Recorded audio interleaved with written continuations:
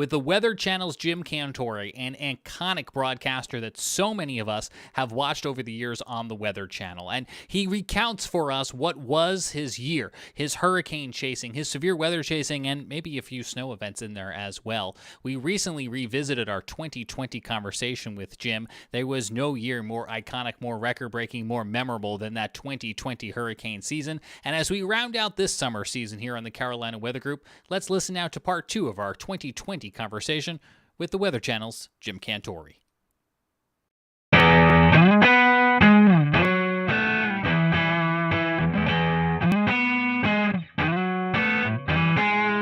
Welcome, everyone, to the Carolina Weather Group. We continue part 2 with the Weather Channel's Jim Cantore. So I think to talk to you, Jim, and not bring up the famous commercial of you going to the beach and playing beach volleyball and going to different places, and the crowds run away from you, and you're like, "What? I'm just here to go to the beach," which is an amazing commercial. I think it's a fun kind of that was pretty pastime brilliant for all of us. So kind of in the sense of that commercial and kind of how we know you. How are the actual kind of emotions and reactions of communities when you do show up and they do see you? Is there sometimes some mixed emotions, or is it usually kind of just people are excited to be meeting you and in an area that is going to be on TV, or is it more of a thing where people are kind of sometimes a little bummed? No, to me, it's both, to be honest with you, Dan. And it's really both because, I mean, obviously during hurricane season, when I show up, it's not going to be good. I mean, the good news with Sally, I'm like, don't worry, I'm not going to be here. I'm going to be moving after my shots. We've been moving every day, so this is no different. Till we finally wound up in Pensacola. But some people are still excited to come out. Their town's getting some attention. I've been doing this a while now, so people have kind of grown up, just kind of getting used to, if there's going to be a big weather story, Jim's more than likely going to come to town. So if it like I've always said, if it creates the awareness and it has people react in a way that they protect themselves and their family, then great, mission accomplished. So I still kind of get both ends of the spectrum. I mean, I told you one time, I can't remember which storm it was, but I think I was going to North Carolina. I mean, this lady literally, she saw me on the plane. She hollered at me. She told me it was my fault in front of everybody on the plane. I was just like, okay. But yeah, so you run the gamut. That was probably the most extreme right there. And there's whole, I'm sure you've probably seen them or ran across them, but there's Facebook groups devoted to "Where's Jim Cantore?" I don't know if you've seen that, but there's a Facebook page, right? That's right. And they post pictures of what they think is you, what certain like storm chaser cars or Weather Channel cars. And they'll say, he's now been spotted at Sunset Beach. And then, it's got hundreds and thousands of members. So for the record, guys, do you know how many bald, short Italian men exist in this world? A lot. And I'm just one of them.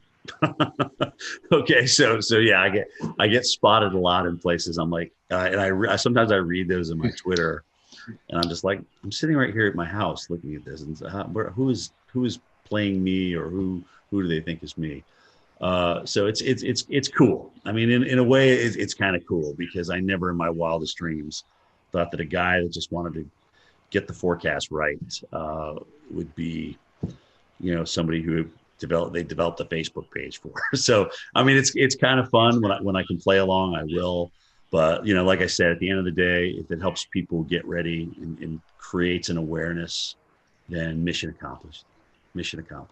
All the memes that come out of that, I'll read you one. I sent. Oh, dude, the memes! Oh my God! Oh man! So one that I thought was kind of funny. I sent this directly to you because it was right in the middle, right when the COVID was just, the fear was so high at one point. And I said, if Southerners don't seem too worried about this coronavirus still, it's because we have been conditioned to believe that we likely don't need to be concerned unless or until this man shows up. And it has a picture of you. So, I mean, yeah, they seem to get better every year. So it's like I said, it's very humbling. It's nice to be a meme. I like your attitude. It helps. I like your attitude on it a lot. I mean, the idea is if you can bring attention in a positive light to the storm, then you're doing a good thing no matter what, and that's great. It's really weird. Bobby Labonte is a friend of mine, and I remember when he was telling me a story about the ESPYs, where he was in the back room with Tiger Woods, and he was, they were both just kind of like, "Are you here for this?" "Yeah, we're here for this." I mean, when you don't really want to be in the limelight. Sometimes when you're in the limelight, you don't really want to be in the limelight. It's not what you strive for. It's not. You don't wake up in the morning and say, "Oh gosh, what can I do to make myself more in the limelight today?" I mean, that's just really not. I mean, Bobby is a fantastic race car driver. He won a championship. That's all he wanted to do. Tiger is a phenomenal golfer. All he wants to do is play excellent golf. And now, as you saw from this weekend, his son can play pretty good as well. It's just, I think that the true professionals, the notoriety that comes along with them is just kind of an after effect. But I do think you also have to embrace it. You can't ignore it. You have to embrace it, because I'll never forget the time as a kid I got a chance to meet Reggie Jackson. As you guys know, I'm a huge Yankees fan, and I got a chance to get an autograph from him. I stood in line just like everybody else. They used to have this big thing in Atlanta called the Super Show, which was everything and anything to do with sports. And I was like, "Oh my gosh, Reggie's signing for Upper Deck. I got to go get Reggie." So I had my baseball, and I stood in line just like everybody else. So when I finally got up there, which was, probably 45 minutes, I was like, "Oh my gosh, Mr. I handed my baseball. I said, "Mr. Jackson, what a pleasure to meet you.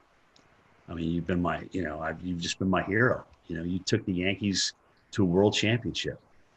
And he turns around and looks at his publicist or whatever. And he goes, "Hey, how much time we got left here?" 15 minutes. "All right, here you go." And he handed the ball to me. It was just kind of, I don't know.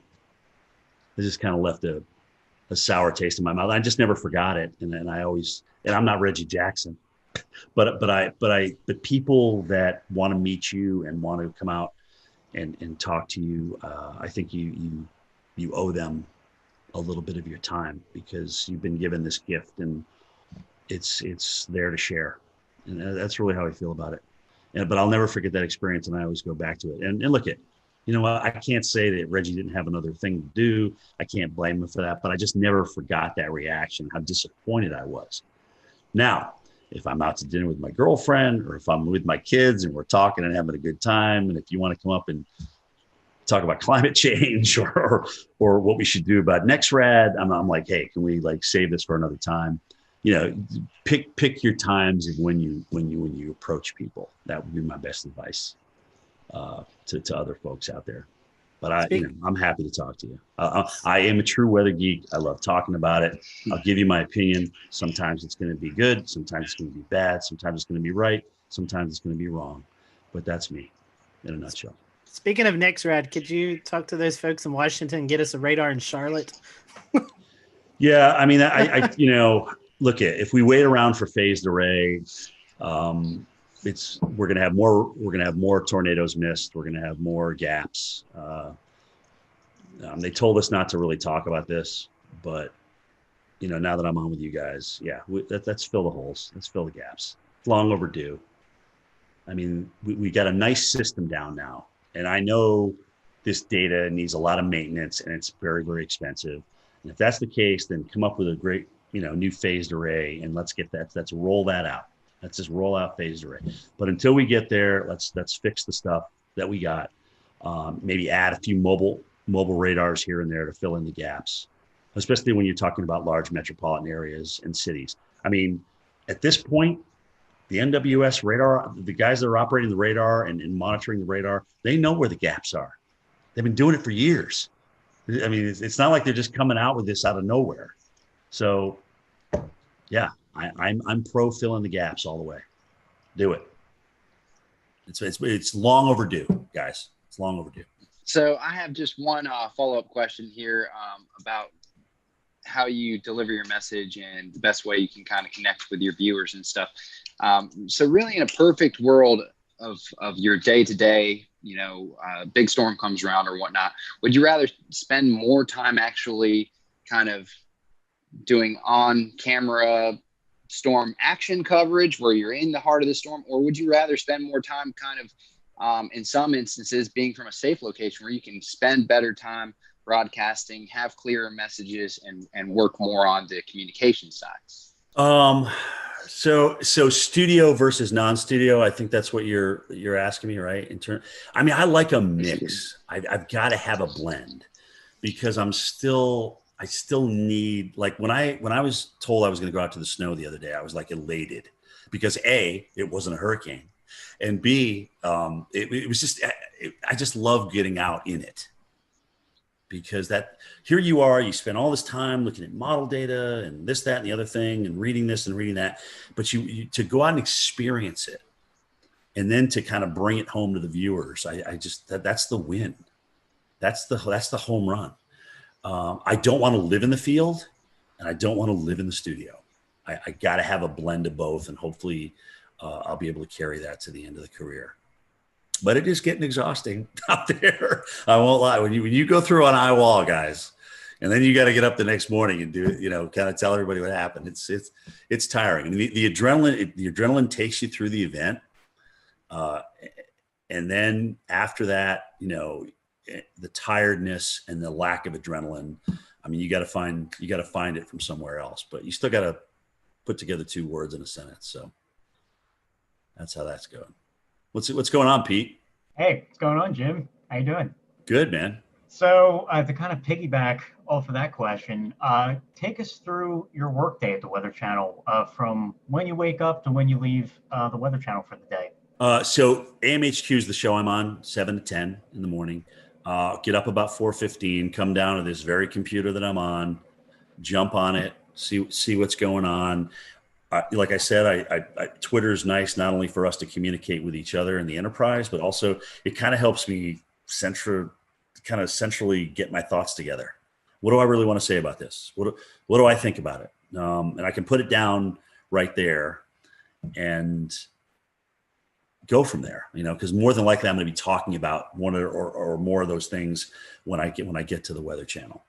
So, I'll get in about an hour before my show. I'll slap a little powder on, put my mic on, go meet with my weather producer, talk about any interviews that are coming up with my show producer, and boom, here we go for 3 hours. Strap in and enjoy the ride, and be ready for whatever Stephanie has to throw at you, because it's usually something you didn't expect. But it's great. She makes it fun. She really does. She makes the whole 3 hours go by. When her, Jen, and I aren't there together, it's definitely different. And that's not to say other people aren't talented, because Felicia and Tevin and Jordan and Chris, those guys are all incredibly talented. But it's just we've been working together so long now. We kind of got this little routine. We kind of know each other's quirks and things like that. So it's very fun. After the show, we have a meeting at 10:30. A call in, kind of talk about the evening show, Mike's show, Bettis' show, and then what's going to happen the next morning, who we may have as guests and things like that.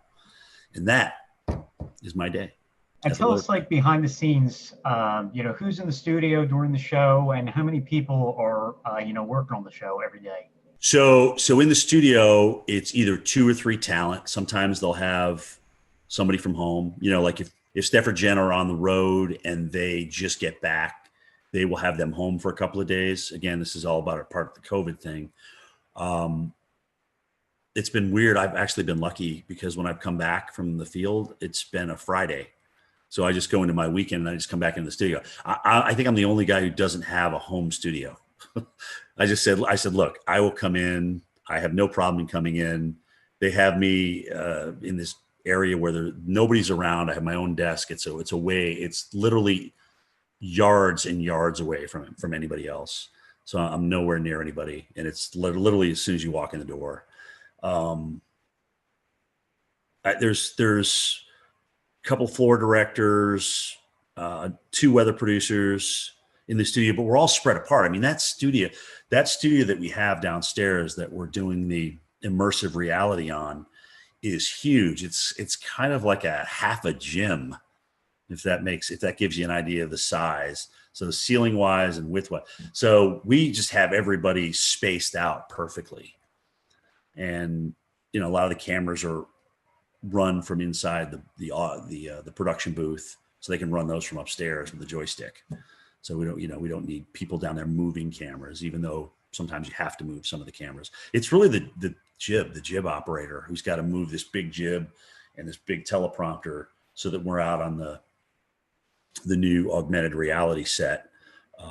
That's got to be there for you. But let me tell you something, guys, as you get older, that prompter doesn't change size. It's still the same old TV, 15-inch TV. So, you're trying to like, why is that thing way far away? Why can't I see that? It doesn't get any easier to read is my point. So that's really been the biggest change. A lot more reading versus just ad lib, especially with video and stuff like that. And you're kind of bridging different things together.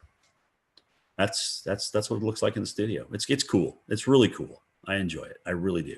Guys, it's still a thrill to get up in the morning and go to work every day. It is.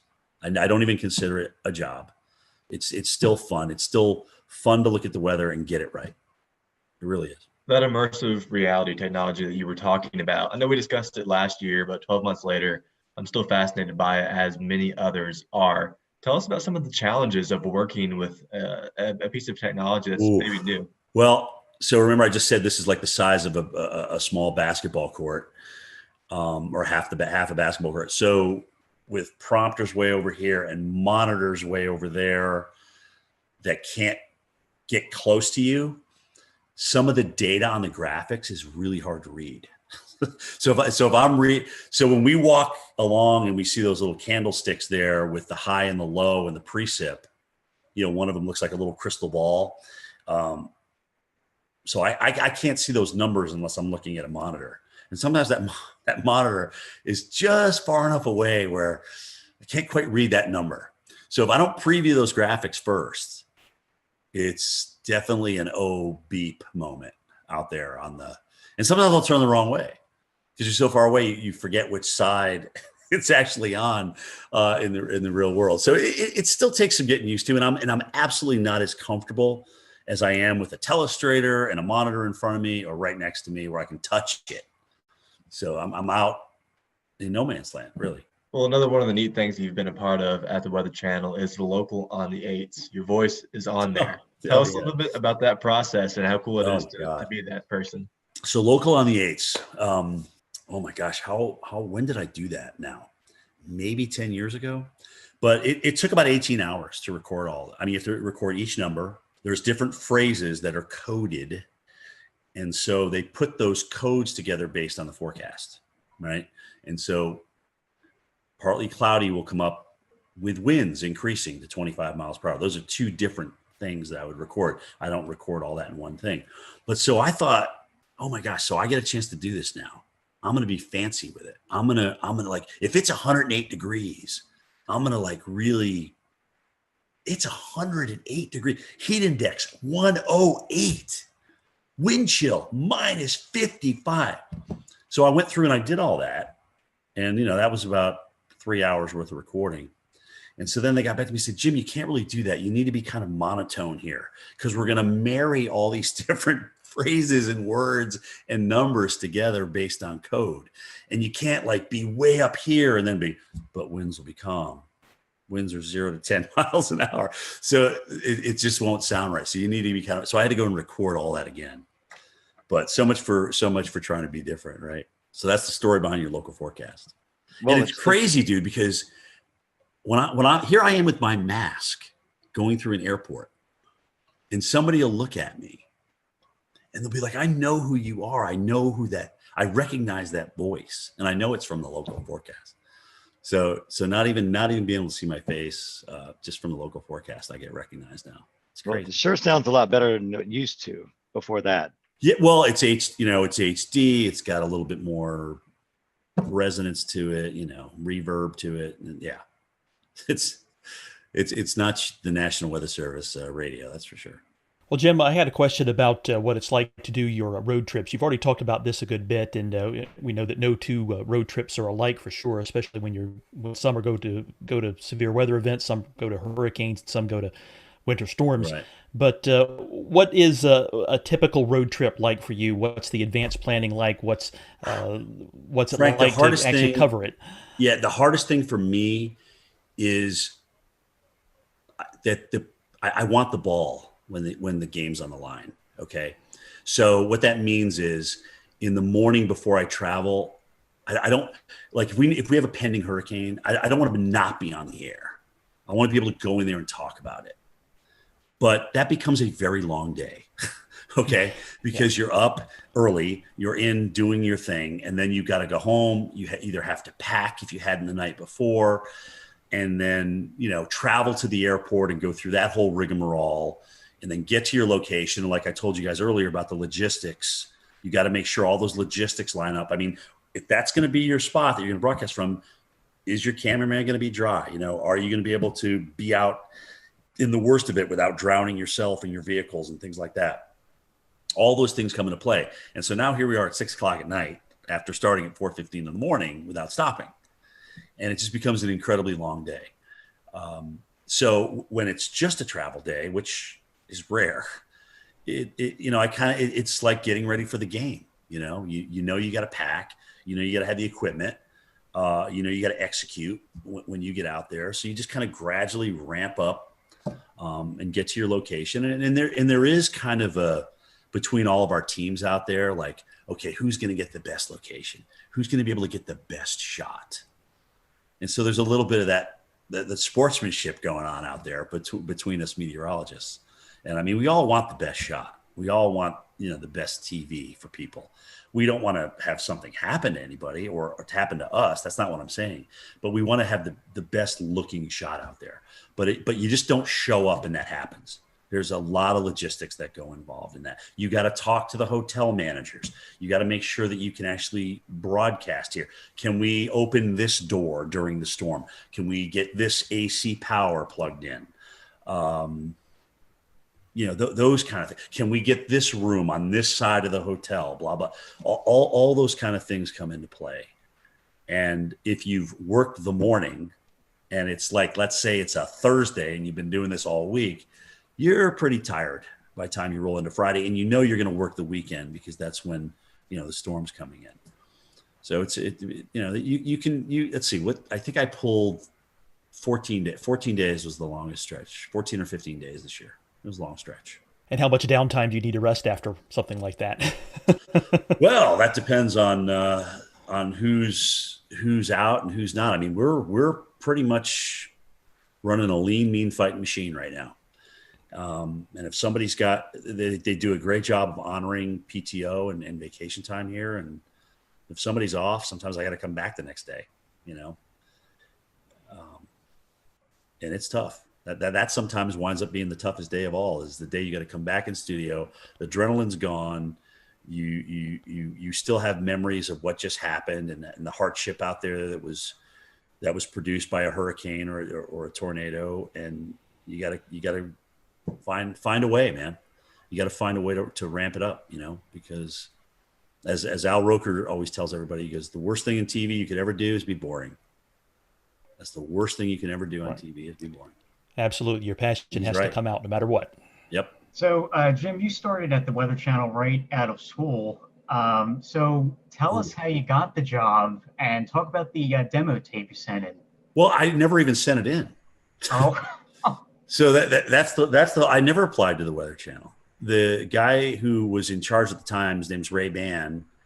A friend of his apparently was doing a research project. They were researching where broadcast meteorologists were coming from. So there was a whole bunch of schools with this big reel of all these different broadcast meteorologists. So Linden and Penn State and Florida State and Mississippi State. And I was on that reel for whatever reason. And so Ray I guess he was watching that tape, or he got a hold of that tape, and he said, oh, this guy looks interesting, and they contacted me. They got a hold of me that way. And I was up, like I said, it was July. I was painting the building. I was up on the scaffolding, and my brother hollers up. He goes, "Hey, the Weather Channel wants to interview you. You got to go home and call them." I'm like, "Oh, wow. That's cool." Because we had just gotten them on cable in White River Junction, Vermont back in '86. So I remember seeing Gay Dawson and Bill Schubert and Bill Keneally and Mark Mancuso and John Hope and Will Annan and all those guys and Bruce Edwards. So it was interesting because I went down there for an interview, and a couple of them were there. I got to meet a couple of them, and I was a little bit starstruck, frankly, because I had been watching these guys on TV, and they're doing what I want to do. So I had a great interview with Ray, and I had no idea what was going to happen. Got back, and a couple of days later he called and he says, "You got the job. You got the job. When can you start? Can you be down here in a week?" And I said, "Yeah. I'll drive into Vermont to Atlanta. No air conditioning. It was a little Mercury Capri with a T-top. And like an idiot, I go down there during the worst heat wave in North Carolina that year. It's 106 degrees. I'm just like ready to faint. I couldn't drink enough Gatorade. I mean, it was absolutely ridiculous. Instead of driving at night like I should have done, right? Hello. Anyway, so I got my first experience with Southern heat, and I couldn't for the first 4 years down there, I was like, I got to get out of here. I can't stand this heat and humidity. I was sweating when I got out of the shower. I mean, it was awful. It was awful. So finally, I got acclimated. About 7 years in, playing softball, just the honeysuckle of the Southern nights, the humidity. So I really started falling in love with it. Now at 56, I'm too cold. It's too cold outside for me in Georgia right now. So I'm ready for Florida, South Florida. Speaking of that, what's left? Well, I mean, what's left for you to do or you want to do before you retire? I mean, it's been a great weather career at the Weather Channel, but anything left on the bucket list that you've not been able to get to yet? Yes, there is. I've never done a blizzard in North Dakota. I've got to do one. That's the only state I haven't been in for something for the Weather Channel. So I've got to do a blizzard in North Dakota. I would love to do a Westpac typhoon. Okay, I really would. I would love to do one. Maybe do what was a hurricane in the Atlantic, ramming into the UK or Ireland or something like that. I mean, that would be just to kind of experience weather in different parts of the world. Antarctica, this iceberg that's supposed to crash into that island down there. How cool would that be to broadcast live on that iceberg? Right? It's the size of Puerto Rico and it's shaped like Jamaica or something. I mean, it's crazy. Just those kind of things. I mean, I like voicing over storm stories, but I liked doing Cantore stories better. I mean, this is really I've been blessed, man. I got to see a lot of the world. I got to work with NBC Sports during the Olympics. I mean, I got to work out with Al Michaels, who also always called me Dr. Doom. I mean, it was just really cool. I've just had some really cool experiences, but honestly, I'd like my goal, God willing, is I can get 40 years in broadcasting, and that's okay. Maybe I'll be done after that. So that date would be July 15th, 2026. So approaching that, we're almost 5 years. We had a colleague of yours on, Tom Nizzle. He has a mountain. Yeah, he has a cabin up here on Rome Mountain. So we talked to Tom a lot. So what does retirement look like for you? You going to move into the mountains? You said South Florida just a little bit ago. What's it look like after TV life? Yeah, I mean, I love the lake. I love the mountains. It's really an extension of the area I grew up. Think about, right? It's Southern Appalachia versus Northern Appalachia. So I certainly see myself, and I'm a small town kid, guys. I'm not a big city kid by any stretch of the imagination, but maybe split where I live between Florida and North Georgia. I don't know, maybe open a nursery, maybe open some kind of small business. I love doing landscaping. I really do. I enjoy yard work. Maybe I won't in 5, 6, 10 years from now, but who knows? Honestly, I really don't know where it's going to take me. But getting up at the hours I get up and doing that 5 days a week, and sometimes going through the weekends and working 13, 14 straight, it takes its toll on you. It really does. I'm blessed with a lot of days off as a broadcaster, more than I would think a local market has. So I'm blessed with that, but it still takes its toll on you, man. It really does. So we'll see. Nothing's in pen right now. Well, as we near the end of this podcast episode, we always kind of want to ask a few little silly questions to finish things up and to keep it light before we call it a night. So first and foremost, we'll pry some information out of you. I know that you guys probably have some fancy weather models and weather model providers at the Weather Channel. But do you have a favorite mainstream weather model site to use? Oh, gosh. I mean, first of all, Maui's a genius, sometimes to his own detriment. I mean, but I love the two websites he's designed. Levi does a fantastic job with Tropical Tidbits. I don't know the guys that are in charge of Pivotal Weather, but I think they've done a great job. Weather Nerds, there's just so many. I mean, Weather Tap, I still go back to Weather Tap, look at the radar, especially now that they changed the radar site. But anyway, I mean, it's still, WSI Energy Cast is still one that we can access too. So there's dude, it's endless. I have literally 60 tabs open. 60 tabs. It's ridiculous. It's absolutely ridiculous. I totally get that. I think, I think probably somewhere around there, 60 to 80 bookmarks, just, So I'm not alone here. Good. Oh, thank God. No, and you're not alone by any means. And especially when you have hurricane updates, when we all know the madness of how often those models update. So which site you're going to is really important. So yeah, they're lined up across the top. They're just lined up.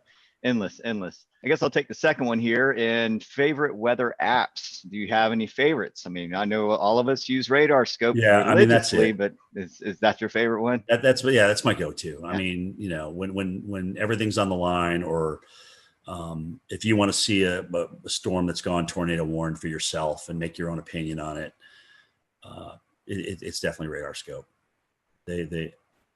I actually wish I bought that company back when it was for sale, because oh my gosh, they're just doing great things. It's just consistent. It's always there for you. They're always upgrading it, always doing tweaks to it. There's different levels that you can obviously purchase, different subscriptions and things like that. So that is my absolute go-to. I love Storm.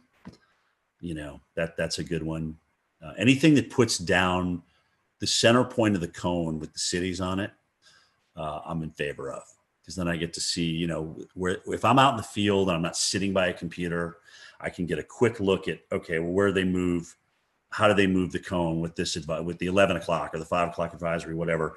And I can get an idea of where I may need to position myself down the road in the eye wall.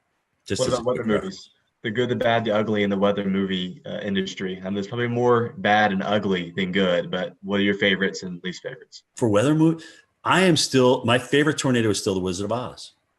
I won't lie. Okay. To be able to create that, as hokey as it was back in the 1930s, and have it look, like a roping out tornado in the plains, it was just amazing to me. I feel the same way about that. I mean, it seemed like you look back and you're talking 1930s, film industry, and you're like, man, they actually did a pretty good job on that. Right. I mean, if they did one thing really that kind of, gave you some goosebumps, right? When you were a kid watching that, I mean, that was pretty intense. I remember I met Bill Paxton when he did the first Twister, because they premiered it in Atlanta. And I remember seeing him again at a Kentucky Derby that I was doing for NBC Sports. And he was telling me that they were talking about a Twister 2. Now, granted, he's not around to do it, which is incredibly sad. And he was the movie, in my opinion, but that's just me. Would I like to see another Twister out there? Sure. Because when you think of how many young people it influenced to get into our enterprise, and maybe have a better understanding for what we do or look into what we do, I don't think you can lose from that. So I'd love to see another Twister. I agree. I don't think Sharknado cuts that. No, I didn't bring that up. I'm always a glass half full kind of guy. I didn't want to bash anybody, but that was a little ridiculous. Well, this last question, and promise it's not loaded. Do you listen to podcasts? I'm not gonna put my career in jeopody on this answer. All right. Exactly. Good. Do you listen to podcasts? And if you do you have a weather podcast that you enjoy listening to? Marshall does some good stuff with our Weather Geeks podcast, and occasionally I'll listen to his stuff. Of course, you guys, come on, you're killing it right now.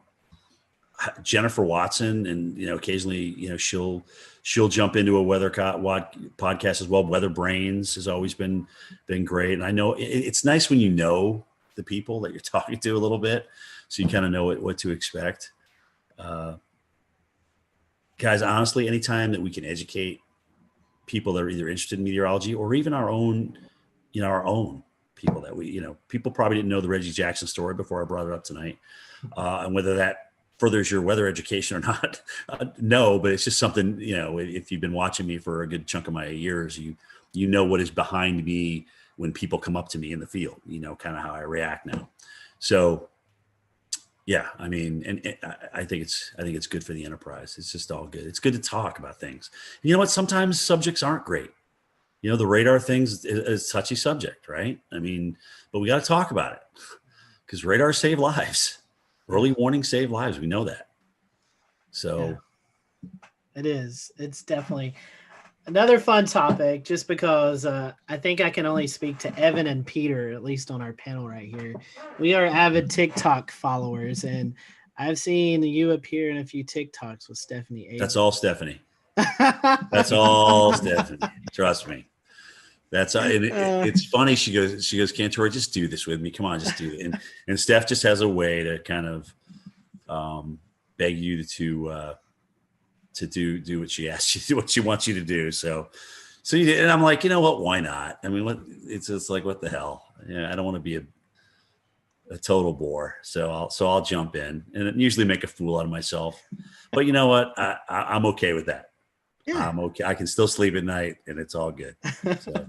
All right. Well, my last question for you, and let's take weather out of it because I know you've made many trips to North and South Carolina. Yeah. Top 5 destinations to visit in the Carolinas. I mean, I know you've been in the Carolinas covering winter weather, tropical weather, but if you're just coming on vacation to North and South Carolina, what'd be your top 5 spots to visit? Oh, man. Well, I love, first of all, Greenville. Greenville is my number one. I mean, it's a hidden gem. Nobody knows about it. If I had to retire in Greenville, I would do it. Yes. Okay. Greenville, South Carolina. Love it. Absolutely love everything about that city. I got a lot of good friends up there too. So their Euphoria Festival they do every year is second to none. But behind that is Charleston. I love Charleston. It's the charm of that city, just being down in there, being in the thick of it, the history, the weather history. I mean, everything. It's just absolutely beautiful. Wilmington, I've seen them get the crap kicked out of them and come back and be this wonderful, wonderful town. I love Asheville. The Grove Park Inn. I've been there for the gingerbread contest. I mean, that is just unbelievable. It's just a beautiful historic place. The Biltmore, obviously, up there. I mean, holy cow. Gosh, where else have I been in the Carolina? I think it was Winston-Salem. Maybe, or was it Hickory? I can't remember. I got a friend that I went. They had just like refurbished the downtown. I can't remember which one it was in, which one I was in, but I thought that was a pretty cool place. I live close to Hickory, and it's recently been redone. So there it was Hickory. I Yeah, was about to say, you're kind of like, what? Where did this come from? Where did this come from? All right, who did I offend on this answer? No, you didn't offend anybody. You get your martial arts training here in Charleston. We all know that. Yeah, you did great. I'm in agreement with you on Charleston. It's my favorite place to go. Oh, it's beautiful. And Jay loves it too, right? Greenville's number one. Charleston's number two. It really is that, just like that. I tell people, I say downtown Greenville is the most underrated place to visit. It's a beautiful spot. Not a lot of people go. I mean, you can go out on a nice Friday or Saturday night and go eat dinner, welcome the river. It's a beautiful spot. Like I said, if somebody said, all right, Jim, you have to leave Atlanta, you have to go somewhere else, where would it be? It would be Greenville, South Carolina. I know our buddy Wes Grimes, who actually submitted a question earlier. He loved when you visited Boone a couple of years ago during the big snowstorm. And oh my God, that was awesome. I know Boone loves you, so if you ever make it back up there, I know you'll have a lot of folks and friends up in the Boone area. So. By the way, the Boone stick is still around. Apparently, it's in my producer's Steve Pederak's office. And I'm like, dude, you got to bring the Boone stick back out. I've never pushed so many cars out of the snow in my entire life than in Boone, North Carolina. Well, I will tell you this from a guy, Evan and myself living in Western North Carolina. We definitely hope we can copy that sometime soon because we're in our snow drought. That was the last time we had measurable snow here outside of the mountains was that storm a couple of years ago. It's going to be tough with La Nina, but we'll see, especially strong. If we get a strong La Nina. But it's an active pattern, dude. And we got the negative NAO. So you may get a little bonus out of that. We'll see. I'm afraid more ice than anything. That's my concern this year. Yeah, that's the models keep head faking though. They keep wanting to bringing the AO back positive again, but it keeps not happening. And again, well, we all know how those forecasts go sometimes. Right. we've all been disappointed a few times. Look at that NAO. It's going to go so negative. Anyway, we'll see. We'll see what happens. Well, Jim, we certainly appreciate your time. We want to wish you a very Merry Christmas and a Happy New Year. And for those who are listening to the podcast, I'm sure they're probably following you on Twitter or on social media, but if they can't, or if they're not, how can they do that? So at Jim Cantore is my Twitter. I don't do Facebook, but my tweets go to Facebook. At Instagram, at Jim Cantore on Instagram. That's more of my personal life than sometimes I'll throw some weather on there. I have been lately, but that's personal's Instagram and weather is mostly Twitter. And that's me, man. We appreciate your time and thank you guys for watching tonight. Yeah. We hope you have a great evening and we'll see you back soon here on the Carolina Weather Group. Merry Christmas, guys. Thanks for having me.